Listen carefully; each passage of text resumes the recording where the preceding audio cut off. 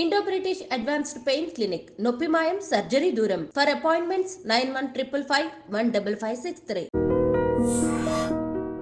హైదరాబాద్ అఫ్జల్గంజ్లో బీదర్ దొంగల ముఠా కాల్పులు జరిపింది.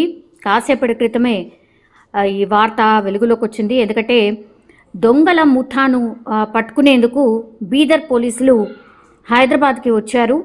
ఈరోజు పొద్దున యాక్చువల్లీ కర్ణాటకలోని బీదర్లో పట్టపకలే ఒక ఏటీఎంకి సంబంధించిన క్యాష్ ఏటీఎం లోపలికి పెట్టే క్రమంలోనే బీదర్లో ఒక ఏటీఎంకి సంబంధించిన డబ్బులు ఏవైతే ఉంటాయో వాటిని దొంగలు ఎత్తుకుపోయిన పరిస్థితి.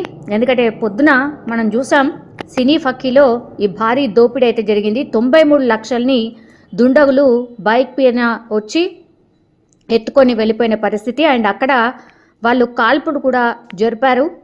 అందులో భద్రతా సిబ్బంది కూడా ఒకరు అక్కడికక్కడే ప్రాణాలు విడిచారు. అండ్ ఇంకో వ్యక్తి అయితే ఆసుపత్రికి తరలిస్తుండగా చనిపోయిన పరిస్థితి. అంటే ఇద్దరు మృతి చెందారు.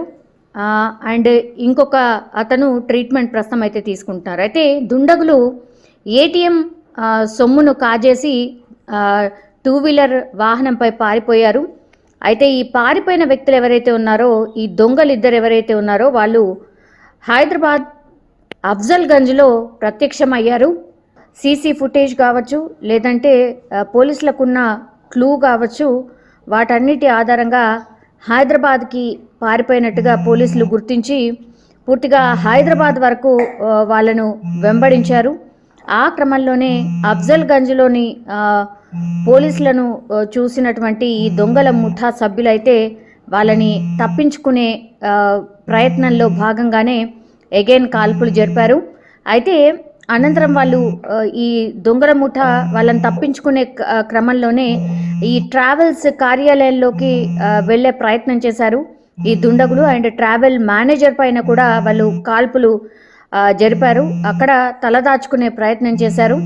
ఆ తర్వాత దొంగల ముఠాలోని ఒక సభ్యుడు అయితే పోలీసులు అదుపులోకి తీసుకున్నారు.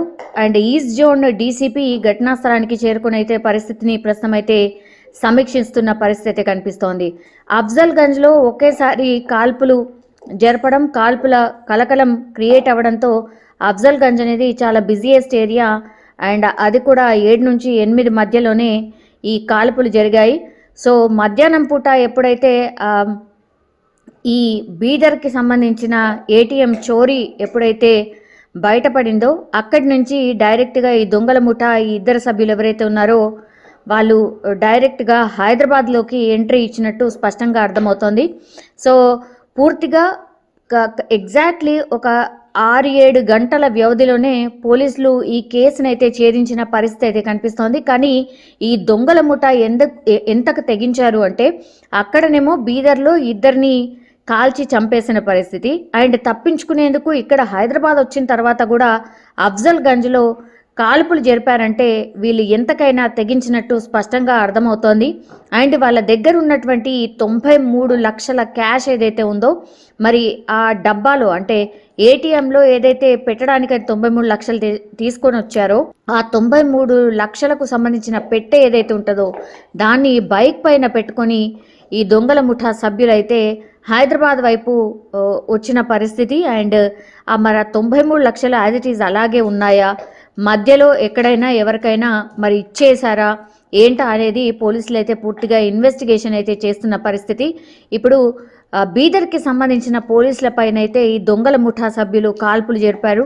ఆ తర్వాత వీళ్ళని వెంబడించే క్రమంలోనే ఈ ట్రావెల్స్ కార్యాలయంలోకి అఫ్జల్గంజ్లో ఉన్నటువంటి ఒక ట్రావెల్స్ కార్యాలయంలోకి ఈ దుండగులు వెళ్ళే క్రమంలోనే అక్కడ కూడా కాల్పులు జరపడం, ఆ తర్వాత వెంటనే పోలీసులు ఘటనా స్థలానికి చేరుకొని ఈ దొంగల ముఠా సభ్యుల్ని అదుపులోకి తీసుకోవడం అయితే జరిగింది. కానీ ఒకేసారి ఉదయం బీదర్లో దోపిడీ చేయడం, సాయంత్రం హైదరాబాద్లో ప్రత్యక్షమవ్వడం, ఆ తర్వాత ఇక్కడ కూడా కాల్పులు జరిపే ప్రయత్నం చేయడం. కానీ ఎవరికైతే ఇక్కడ గాయాలైనట్టు కానీ బుల్లెట్ తగిలినట్టు కానీ ఎలాంటి ఇన్ఫర్మేషన్ అయితే లేదు.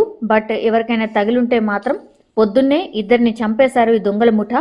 అండ్ ఈరోజు కూడా తప్పించుకునేందుకు హైదరాబాద్లో ప్రత్యక్షమై అఫ్జల్గంజ్లో కాల్పులు జరిపారు. కానీ కాల్పులలో ఎవరికైతే గాయాలు కానీ ఏమి కానీ బుల్లెట్ కానీ తగిలినట్టు ఎలాంటి ఇన్ఫర్మేషన్ అయితే లేదు. ఇప్పుడైతే ఈ బీదర్లో జరిపిన ఈ చోరీ ఏదైతే జరిగిందో దాన్ని పూర్తిగా ఛేదించినట్టే అని అనుకోవచ్చు.